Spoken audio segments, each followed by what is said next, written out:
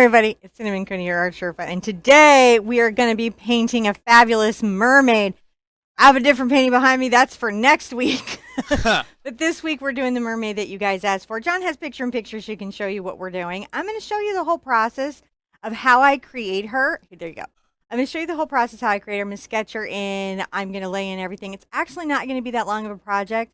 I think you're going to really enjoy it. It is going to be beginner, and I am going to explain every step of the process the whole way through so you can create her at home for yourself. On the mic is my husband, John. Hi, guys. He's going to be tracking me with the cameras and reading your questions. I'm so excited to be here today, and I really appreciate you showing up. Should we just start painting? Because that's the best part of my day. They're all ready. All right, let's go. So over here, I have a 140-pound paper on a watercolor block. They have this little opening so you can cut them off using like a palette knife or a knife or scissors or anything. It's just they lift and peel away. I really like this because this helps me work wet into wet, allows all the blooming that I like without the paper overbuckling. There's a mild amount of sizing on here, so it can be a little bit challenging to, get the water on there initially, but once you do, you're really, really fine. And I'm going to go ahead and just start putting stuff in. This is my T-square. If you follow my acrylic lessons, you know I like this because girlfriend does not draw a fantastic straight line. This is going to help me get my horizon line very level for my piece. And I'm using just a HB pencil. This is the kind that you have in school. You could use a softer lead. It's actually really nice to use pencil and watercolor together, though if you're not confident with your drawing, do this on your tracing paper and then put it on the paper, because when you erase a lot on watercolor paper, it roughs the surface and then can impact how your bleeding happens. We're not going to be doing any frisket today. I've got yellow ochre, quinacridone magenta, burnt sienna, nickel azo gold, but you use any yellow deep that you have. I'm using both phthalo blue and ultramarine blue because the ultramarine makes a better purple with my quinacridone. And I've got Payne's gray, but lamp black, Mars black, any kind of dark gray will be great. And the other crazy cool tool I have is my Tombow ABT number 15 acid free piece. I'm going to ink my work with this. It's giving me a brush nib and a nice little felt nib, and I really like these, and I've got packages of them all over the house because my kids also like them. So that works. I'm going to put her in, and I'm going to put her little rock in. So first, I'm going to come over here and I'm going to say, let's say over from this side, we have an up and down. And you notice that I'm sketching light. I bet the camera is going to have some trouble seeing some of this, right? Well, and I'm going to take it right to this point. Let me see if what you I notice can my do. pencil goes up, it comes down, and it connects right here. She's going to be situated about right here. So I'm going to do an interesting thing. I'm going to give myself a little bigger, like a silver dollar size little round circle. That's going to be her bum bum. Everybody who paints and draws with me knows I like a bum bum. And then over here, coming down a little bit forward, I'm going to bring a curvature up that's going to be my little bonsai style tree. And I'm going to make it sort of wiggly. I don't need that much of it sketched in, but just enough so I know where I'm starting. And I know its aspect is going to sort of come around here and come over down, and that is where I have that. I've got little plants here, and then of course we've got our little moon here. So I've got that laid out. I know where that is. She has a very bent gesture, so I'm going to make a curved line that comes here, and then I'm going to curve up again and back, and that's how I get the shape of her body and her tail. I've got a little head here, and she's going to have lots and lots of hair coming off. And I'm going to bring my hanger down. I like to, if you've figured drawing with me before, you know I like my hanger analogy, which is just the shoulders coming off the back. I'm going to bring her little back bend here and sort of twist it in, bring a hip off. She's a fish, right? Essentially, her bones are slightly more fragile, maybe, or more hollow than ours for undersea swimming. I think about these things. I'm going to bring her arm out there, resting. And if you think that her socket's right here, I'm going to bring this line back in. She's going to have glam shells, right? Initially, I used to do my mermaids a little more risque, but we've become so family friendly that all my mermaids have the glam shells now. You do yours, but if you post in group, remember you got to put stickers over them Mm. and glam them up. They got Okay? they got to have some seashells by the seashore. Yeah, I'm going to go ahead in this particular case and just make sure she's got a little bit of a top happening. I find that super helpful. So I'll probably just imply that at some point during the drawing, Mm-hmm. and that will help me. Now, since her arm's there, I'll bring it down the front of her fin, and her fin is sort of easy because it has a bit of the leg shapes that we're familiar with, but there's a flexibility that I get to enjoy that maybe, we don't. Sometimes if you just did the koi mermaid with me, you'll notice that I like me a stronger mermaid. They may be wily, but they're very muscular. And I'm going to go ahead and have her fins sort of coming into the water. Now, once I have that, I know I can put her hair here. Her hair is going to blow out this way. I don't need to paint too much of that in at this stage. And that's really all I need to know for her. I'll clean up as gently as I can the places that I want to remove some lines. But I don't want to rough up my paper, right? Because the more I do that, the more I'm impacting how my paper absorbs the water. Now she's sketched in. That's how I got her in the first time. That's exactly how I did it. Am I going to give you guys a traceable? Of course I am. Because I'm nice. And I have coffee this morning. So the energy is there. Yeah. Boy, everybody's really loving having this. This has been, some folks are, at their place of everyday travel, whether that's work or school or, the kitchen. Yeah. And this has been like awesome that it just pops up. Everyone was saying how nice it was that in this mid-morning break for some watercolor wonder. We all need a little watercolor wonder. Yeah. So the next thing that we're going to do is we're going to play with the capillary action of water. And to do that, I'm going to grab my number 8 round. You can really do most of your watercolors with either a number 8 round or a number 10. These rounds are incredibly powerful tools. I'm going to dip in my water here. This is just water. I haven't added a thing to it. And I'm very carefully going to trace around that little moon. And I'm going to wet this. Now, once I've got that careful trace, I'll bring my bigger brush involved, and I'm going to wet. Can you guys see how wet this is? Yeah. Here's the deal. Everything I've taught you about acrylic doesn't apply here. Huh. Other than we're painting the furthest stuff back. We actually retain all of our white from the paper, and our pigment only goes where the water is. So I'm going to put my water where I want my pigment to go and really nowhere else. And so that's going to be all this sky. And I'm going to work this much at first, and you're going to see me put out a little more. I want a sheen that I can see, but I don't want a lake that fish can swim in. This is the balance, which is why 140-pound paper, kind of a huge deal. And if you have anything that's pulling your moisture up, you really got to think about these things as you go. So I may have to come back and re-wet some of it while I've got that going. I'm going to get just my little phthalo right here.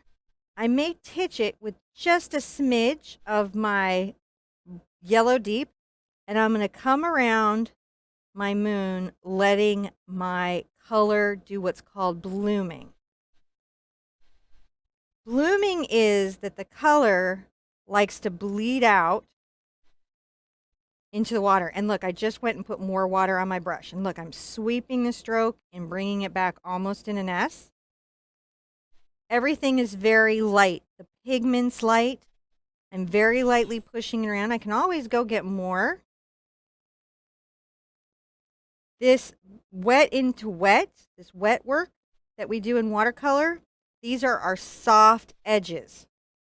This is the holy grail in watercolor, is the soft edges. Now you notice me just going stroke, stroke, but I'm going to come back with a little more water because I want my horizon line to be as light as possible.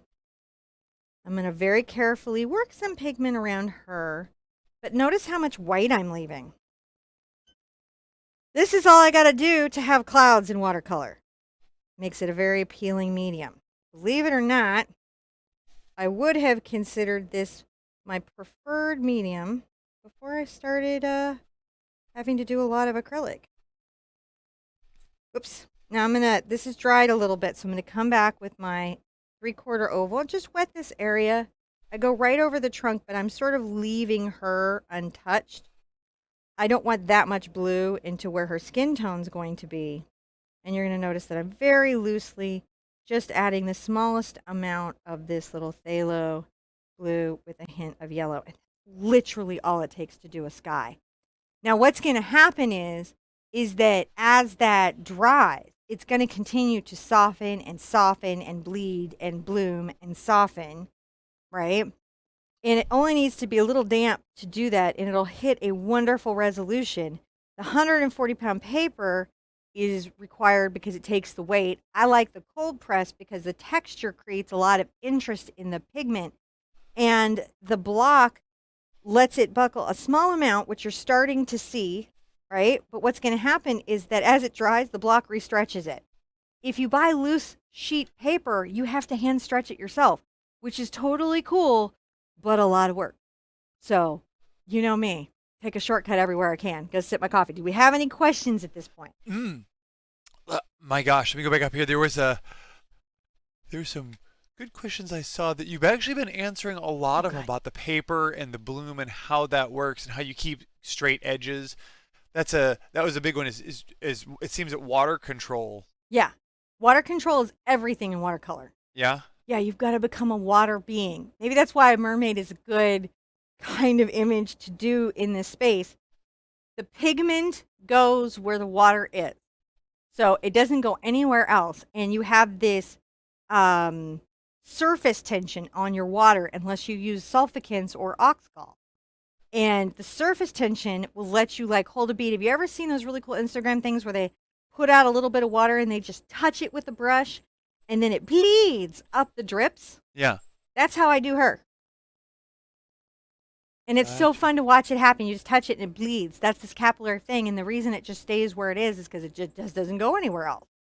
Now, not that acrylic particularly does, but acrylic is a more rigid medium where watercolor is a more like let's flow along medium. All right, that was weird of me, but honestly how I feel. So Tammy was curious, are you going to go over how to hand stretch paper? You know, there's a chance. I am doing almost a daily, it's not official, don't hold me to it, but basically there's been a daily upload on IGTV of watercolor lessons that are 20 minutes or under that are full paintings.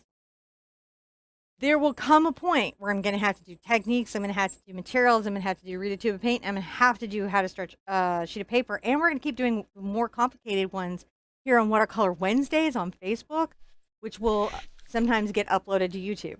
The IGTV ones right now at the moment are not going to be, so like if you have the ability to follow us there, that would be great, but if you don't, we're going to keep doing these here, and of course, our regular schedule will continue. I'd like to demo all these things because they're super useful and they make this fun. Look at how beautiful my sky is now. This is a really fun medium. It's like I barely worked at it and the sky's like, I'll just go ahead and be beautiful now because I'm helpful to you, the artist. I just have strong, happy feelings about that. I'm going to get my number 8 wet and I'm going to come here and I'm going to wet this area down here. But interestingly enough, I'm going to leave this one dry and I'm going to play a little hard edge versus soft through my rock. This is a really fun play that I get to do. So I'm going to get my Payne's Gray and my Ultramarine, and you're going to see I get this blue-gray surface. And I'm going to come right here and make a nice little hard edged, like you do. I'll work around my tree. And I'm going to come under her bum. And you can see everywhere it touches the water, look what it does. It starts to do that softening. Now, I'm going to take the brush. I'm going to work from the toe of the brush through midpoint of the belly, but I'm not going to engage any of the heel. And I'm going to just kind of drag and dry brush along here, but let it get into the wet. And then into the wet, I'm going to do a similar stroke. Back up over into the dry. And you're going to notice that I've got a bit of a soft and hard play in my rock. Now, I can come up along the water's edge with my dark, dark Payne's Gray. This is going to bloom up above it where it's still wet, but it's a mid-wet. It's not highly shiny. It has a mild sheen. And so if it were really wet, this would travel very far. But since it's mildly wet, it's going to travel just a little bit. And look how I can keep adding pigment and it just keeps softening and blending. And I can come right along under her with this. She'd have a shadow, wouldn't she? Right there. And I can bring this a couple of places on the tip of the brush. This is going to help me talk about some little elements or textures or roughness in the rock, which will all be really, really refined by, basically inking later. A couple of things I'm going to hit now. I'm going to go ahead and get a little of my azo. And I'm going to come. Actually, I'm going to show you the coolest thing. Want to see cool moon? Why wouldn't you want to? Yes, I'm going to get some clean water and I'm going to put it in here, but I'm not going to put it on every part of my moon. Okay? A lot of it is going to be left white, and you're not really going to see this until I hit it with the paint. I'm going to take a little of my nickel azo, and I'll go ahead and treat myself to a little of my Payne's Gray. And I'm going to just touch with the tip of my brush. Can you guys see the pigment coming out? Where does it go? Look at it go. Are you freaking? Yeah. To be freaking. I always freak when I see this. I love it so much. I can move this if I need to. And then I can come here and just carefully, with my gray, touch a couple places with the pigment. Look at that. Watercolor is amazing. And my jam. All right, so we're doing good. I'm rinsing, rinsing, rinsing, rinsing out. And I'm going to go ahead and come in and get a little of my burnt sienna. I'll go ahead and add a little of my gray to it to just neutralize it. And I'm going to just start to talk about painting in some of this more interesting little stuff on a dry brush. See, I have it pre-wet the water. This is a hard edge. This is a soft edge. Watercolors that are considered quite good often play against those two spaces in such a way as to really engage the viewer. So as you're doing this and you're putting out your little roots, you think about this. I'm going to leave a lot of the white paper, like you do. And I'll go ahead and give myself some different little branches, all working my toe. And you can see I just use this a little bit like calligraphy, and you can just get right on the tip of this. If you've ever struggled in your acrylic journey to get those fine lines, you're going to be like, wait, what? This was a lot easier. Yeah, it is. This is why you don't have a lot of acrylic artists that cross easily over into watercolor, or watercolor artists that like to cross over into the harder mediums, is because their processes are almost completely different from each other. I may get a little of the yellow and black here and maybe come out and make this little branch. Work my little toe. And you can see how the brush itself lends itself to making little squiggly little branches. And I will get a little of my yellow, and there's some green tones in there, and I'll just work this continually. And you can even get into your blue. Look at this, just coming on that side. And be like, oh, you can be a little bit darker here. And you can see how easy it is to just start roughing in. I'm going to touch here on this little branch, all on the toe.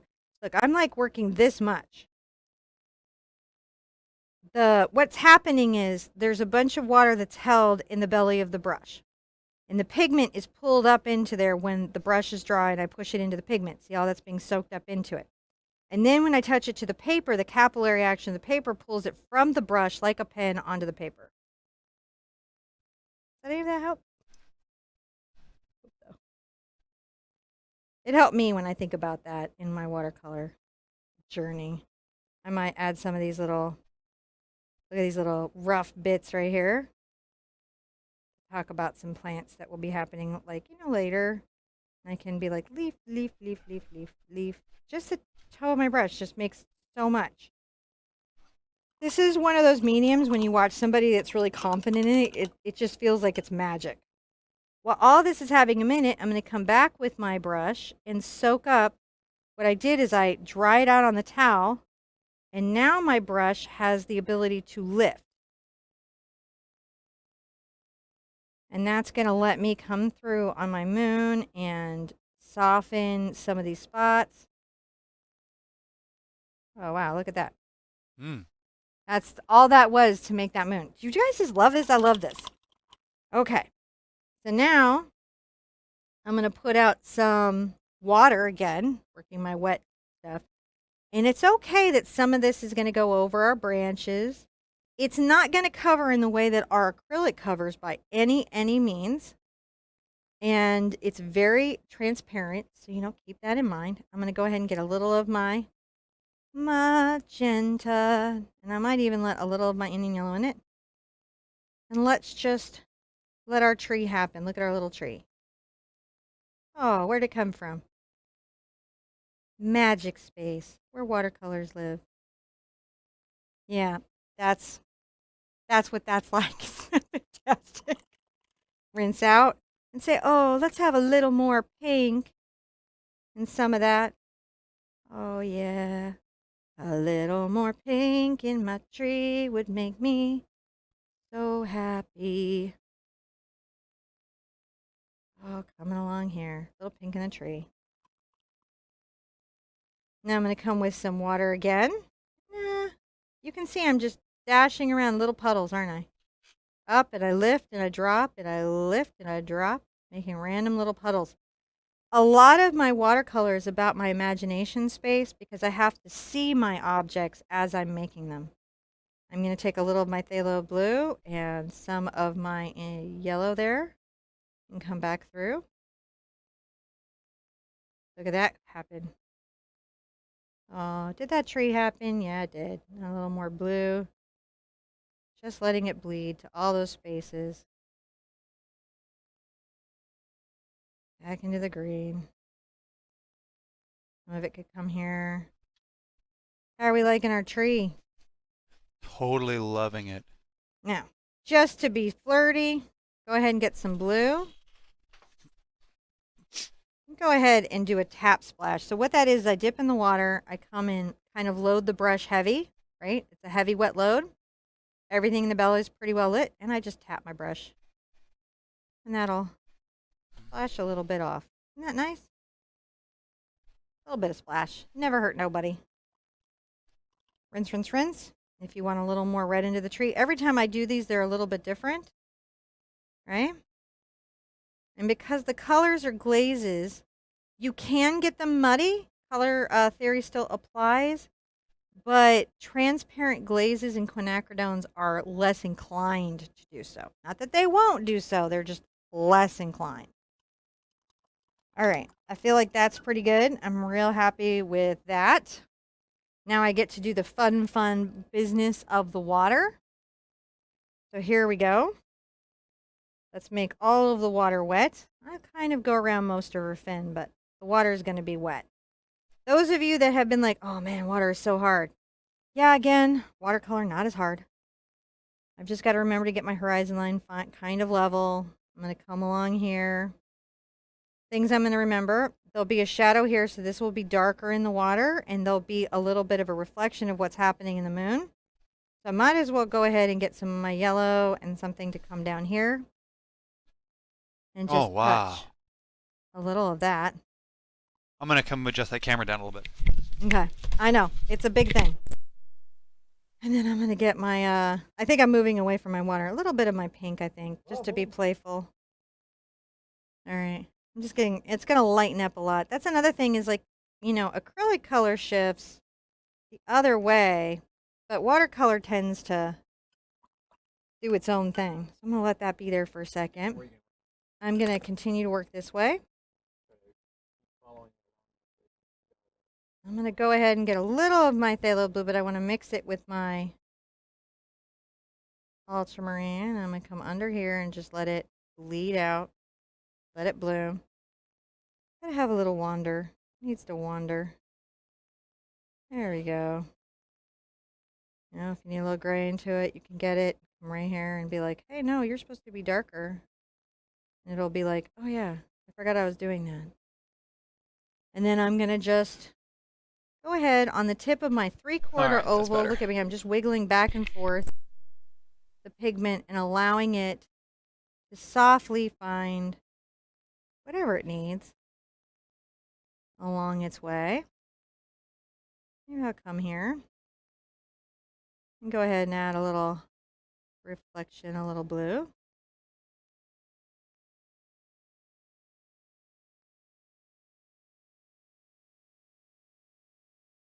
Coming where I know I'm going to have like the fins. Just a bit right there. Maybe just a little more. There we go. See that dark? Just fun. Have fun. That's crazy. It is. Super crazy. I'm gonna come adjust the camera if you're gonna go someplace else. I am not, but I am going to pull this out and I'm going to just very carefully soak up this little puddle that's built up here because it's just a little heavier than I want, and I might soak up a little bit of that edge there where I had more water than I wanted. All I got to do is just pull the water out of my brush and it will handle that for me. Now I'm going to take a sip of coffee before I paint her in. She's going to go in fairly quick, and then inking just pulls this thing all together. So what are you guys thinking? They're loving this. There was actually, Laura was really asking, can you spray a fixative and just do like an outline? No, you wouldn't spray a fixative. You would use a frisket or a misket. That is a resist agent that protects your paper while you paint over it. I think that's what you mean. Well, like are you trying to protect your white on your paper, or are you trying to control where the flow goes? Yeah, like could you paint it with watercolor and then put a fixative that would stop all movement and then paint some more over it? That's what the biscuit is. Okay. Yeah, so, you've got to, what it is like when you're trying to control the distance. Okay, so watercolor, right now I'm painting a very loose watercolor. And it has a lot of bleeding agent in it. I believe it's a flow release agent. Or watercolor has oxgall. A friend of mine and I were just talking about this, and she was explaining this to me. Because I didn't know this was the wetting agent. But basically in watercolor, the distance that it travels refers to how tight it is. So something like Holbein or Daniel Smith, those will be very tight watercolors, and they'll travel in a very controlled distance. And then you, the artist, would add like oxgall and make it bloom further. And I'll share later, there's a guy that does a cat in one little brush stroke, and that's really about water control. And that's how you really control it. But if you need to stop it from going any further, you have to dry it, is what it is. So either you have to retain it through frisket or control the distance that it can travel through the water. Hopefully I answered the question. Did I answer the question? Yes, I think so. Okay. Sometimes it's like you guys ask a brilliant question, but I interpret it as one kind of a thing and really you meant another thing, and then I answered a completely different question and I just feel so silly after. But I do like how she's coming out. She's very bright today. It's like my wonderful hat girl. This girl is next week. Next Wednesday. She's going to be our next Wednesday class. And she's going to be a lot of fun. And she'll have a traceable that you can use to just put on her. But I'll also talk about how I draw her in and do her. If you guys want me to continue that part where I block it in. All right. Miss Mermaid, you're so beautiful.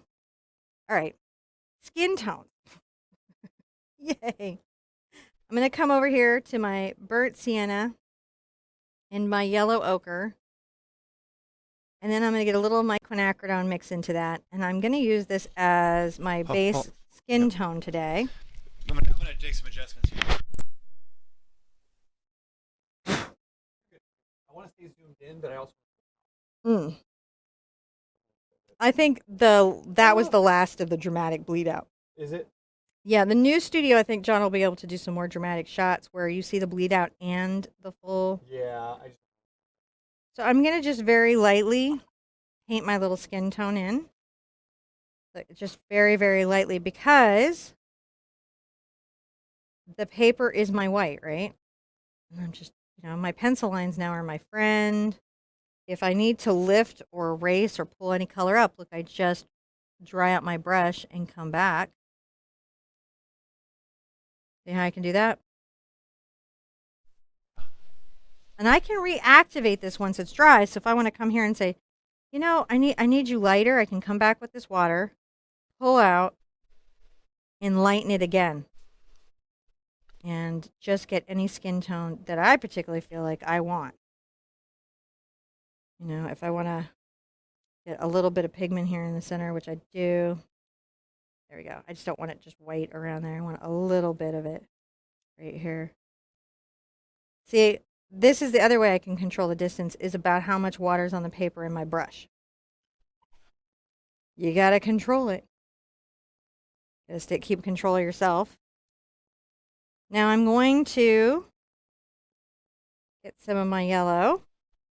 I'm going to come to the top of the head, toe of the brush, and I'm going to just playfully throw out some little hair on a girl here. See how we're doing? You can even do light little hairs just by lightening your pressure. A little playful. Then maybe I'll get into the quinacridone. So I'm playing again my wet and my dry. Because in the hair where the colors touch each other, they're wet. But across the paper, they're dry. And then I like the ultramarine and the quinacridone. They make the best purple in my opinion. You could just use the phthalo blue, but I like to have that in there. I just like that color. And I like the way that they play on each other. There we go. Just be playful. I might come back with a very strong mix of quinacridone out here so that this is quite pink. And now I'm going to hit my phthalo blue. Come around the back a bit. I might even make these like little light hair marks. And I'm just playfully wiggling the tip of my brush. Say that this is a foot that's happening. And I come up here and take some blue up through the hair and see how you can just get it long and go anywhere you want and just have a good time and not worry about those things. The tail, I'm going to start with my yellow where I've got this blue, and I'm going to make a very, very bright, bright yellow-green. And I'm going to come to the top.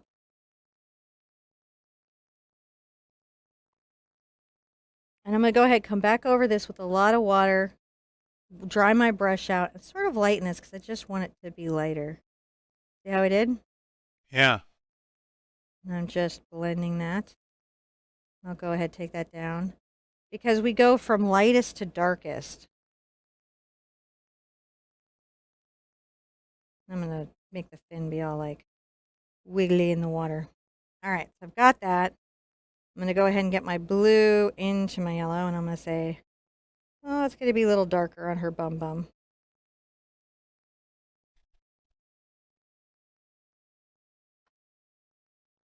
And I could be like, and it's a little darker at the front of her knees. And I might bring little tiny bits of this color into her. Take it up the back a bit, the hip a bit. And then I'm going to come here and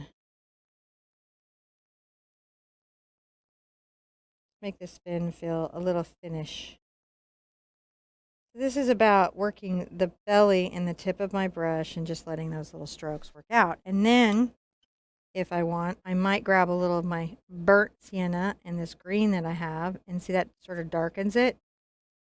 And I can even come here and neutralize that out. Say, hey.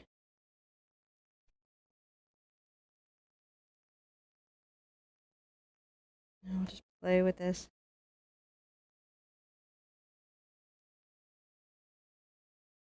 She's a pretty, pretty girl. Now, while I've got this, I'm going to get just this tiniest amount of pigment from my gray. Notice how much I have left? This is good till it's gone. Every drop of this is good till it's gone. A 5mm, 2mm tube will last you a long time. Don't think of the expense of watercolor in the way you think of it in terms like you would for, say, oils or acrylic. Our mediums last a long time. I'm going to go ahead and shade up my glam shell. Our mediums last a long time. I'm under here with this little gray. Let's say there's a little bit here. And I may even come down the spine and work a little of that. So when I have that in, I'm going to rinse out. And then watch, I'm going to come with my slightly drier brush and soften. You believe how much it softens? Yeah. It's just crazy. So yeah, the cost of your brush, the cost of your paint, not the same. Lasts longer, goes further. I would say the place to definitely not skimp, though, is in your paper. Don't skimp on your paper at all. I'm going to come with a lot of my ultramarine where I'm feeling like I have a little shell here, so that when I ink it, it'll be identified easily as a little shell. I want her to seem like, you know, she dressed. And go ahead and apply that down there. Last little thing, get your pink, and make a couple little dots. You could do them watery, you could do them dry. I'm gonna maybe pigment in a couple other colors. But these feel colorful, so I'll grab some blue here and I'll pigment in some of them blue. And I'll grab a little of my yellow and pigment that in too. Isn't that nice? Yeah. Here and there. Just different little splashes. I'm gonna come back one more time with my ultramarine blue and just rock up my rock. And I think that's all I'm gonna do, because if I do any more, it's gonna get crazy. This is my walk away phase. So it's really important at some point when you've got enough of your color in, if you know you're going to ink and you're going to do stuff later, but you want to walk away at some point. You want to say, all right, this is good, and I'm going to let this paper rest, and I'm going to take it in and I'm going to absorb it. The further in you get tools. You get lifting off medium, which you can put on before or after you put on paint to help lift color out. You can work on things like Yupo paper, which are infinitely workable. There's a lot that you can do. But right now, just knowing that you can touch your brush and get a ocean, I think is pretty fun. Yeah. I've always loved that.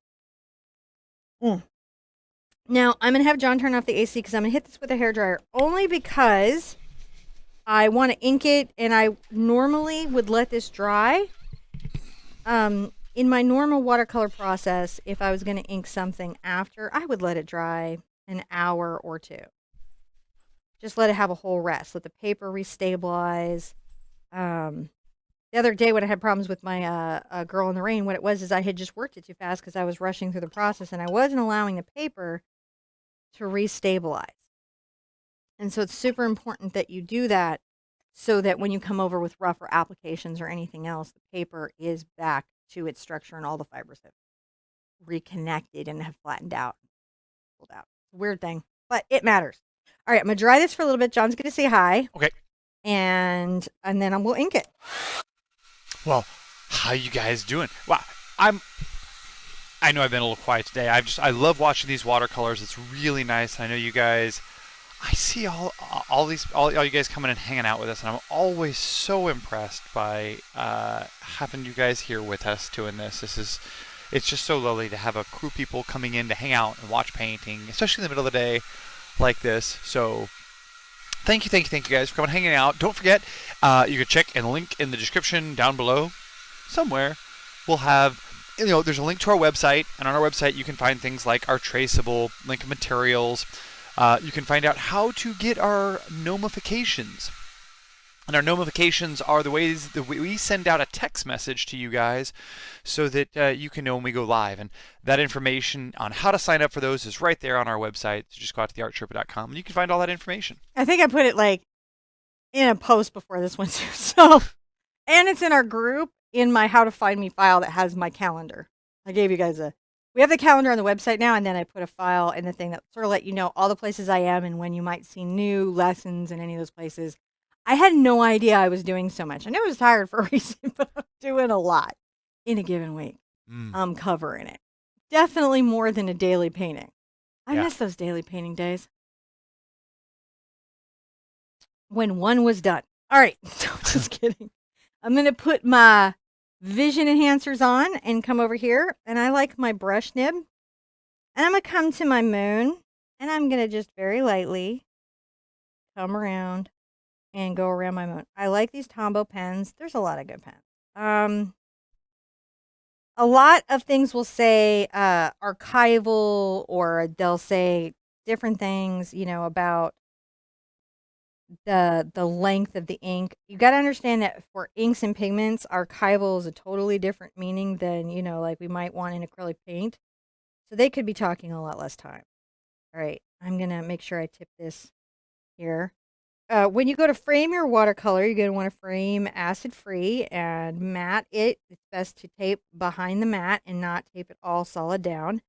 And use acid-free tape again there. The reason is that in about 5 years, if you have any acid touching the paper begins to yellow. Not even like a long time away. I'm making little V-birds. You guys ever make your little V-birds? Little V-birds. Yeah. It's good to make some of them small and then some of them bigger, and that gives some things. And then let's talk about some little moon craters that could be here around, right? That we made. That's always fun. Her hair is super fun to do. I'm going to come here and I'm going to just pick some of what she's got going on, and I accentuate it with the brush. It's important on these not to put a lot of pressure down on the brush nib or you'll wear it out real fast. And that to me is the hardest thing. I almost need to make my own bridge. There. Keeping my hand off the paper. If you've got something you can rest your hand on to keep it off the paper, it's a good idea. The oils get on your hand and then they get on the paper. It creates a whole bunch of problems down the road.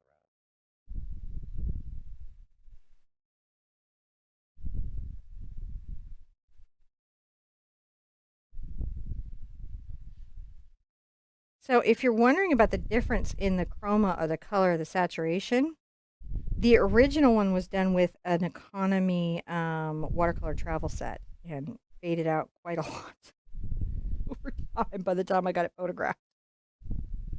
So again, that's what those light fast readings are. See, I just made these little lines. Oh, yeah. And be like, oh, maybe one can go here. And you just very carefully go ahead, back over the gesture of what you had. Some little things. Say, oh, have a little knot tied there. So she can go in our group, right?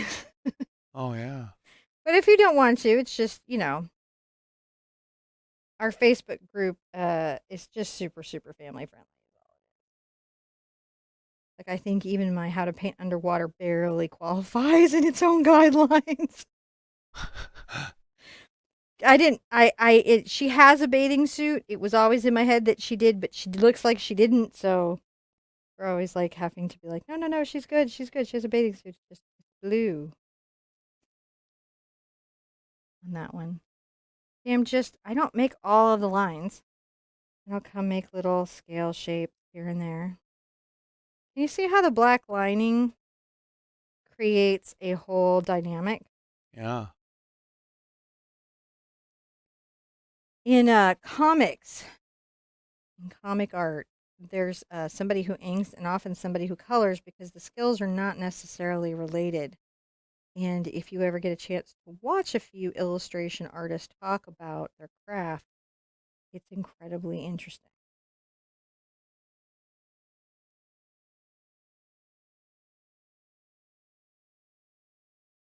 All right, here she goes. Oh, I would like to say happy birthday to my friend Tasha. Really far into the video, so I don't know if she'll know because she's like, busy, busy mom. So I'll probably have to go by Facebook and say, I did shout you out, but here's a little e-card because I don't expect anyone to actually watch my videos. All right. Sometimes it's fun to add a little extra layer of like stuff here and talk about these flowers individually maybe, but not all of them. See how you can do? And the tree really comes together once you start inking it. That's where I love to see the work. In the tree, in my tree. Ink thing. Love to ink things. I guess that makes it multimedia. Everything in art is not actually supposed to be pretentious or alienating, but just supposed to give us a language by which we can talk about what we're doing. Sometimes people misuse that. That's what it's for. I'm just making little branches that could be here and there. And talking about some of the ones that I painted in more thoroughly. Isn't that fun?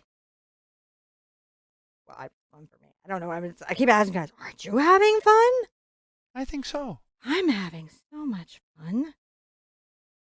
Now notice that I don't ink the watercolor of the leaves, and I think it's fun to sometimes play with those lines that you define and harden and then leave other lines completely raw. It just gives me a great deal of joy.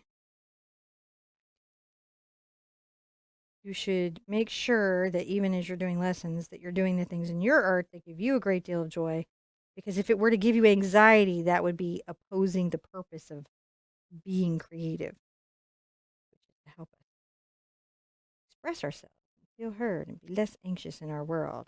All right. You can just get as fiddly with your little tree branches as you like. Great time to get into that. And then you can come up here and be like, I like to talk about my land a bit. Look at this wiggling back, and I find the lines in the watercolor to help me determine the rocks that I might be talking about. And then it can be fun to make a few little lines in the water. Oh my goodness, we found a noisy toy. A noisy toy. So I'm just going back and forth. Oh, it's just reminding me that we have a call to be ready for. I didn't want to forget it. In half an hour, I've got a call I have to be ready for that hopefully is going to bring some good stuff into y'all's world. All right, so I'm going to take a small detail brush. This is actually the brush from, I think, my Galaxy set. Some of my brushes are technically multimedia, and so I can use them if I need to. And I'm going to just come right here with my Payne's Gray and sign. Something interesting to think about. Why didn't I sign in pen? Well, there is actually a thing in art when they're trying to verify the provenance if something is real or not. And if you sign in a completely different media than what you painted it in, it makes it much harder for the person to verify it. So on occasion, I will try to sign in the mix that I was using during the painting so they can be like, well, at least we know that the paint that signed this is the paint that made this, instead of like a Sharpie, which they'd be like, anyone could have signed a Sharpie. So that's an interesting thing, but I don't think there's intrinsically anything artistically wrong with it. It's just thinking about those little things. No shade. Did you guys love doing this? I'm going to hold this up. We did it. Yeah. This is Did great. you do it? Listen, watercolor is really fun. It's wonderful. Watercolor's wonderful. And it doesn't have to be expensive. But again, you've got to reset your thinking about the sets and things. I made a recommended list of stuff that I knew was good. You can change out. You can do things that are close. You can do a magenta that's close to mine. You can do a yellow that's close to mine. You don't have to be exactly spot on to every color.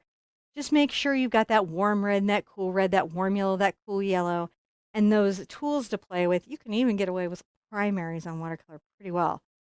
So feel a little lighter about it. It's a lighter medium in every way. Be good to yourselves.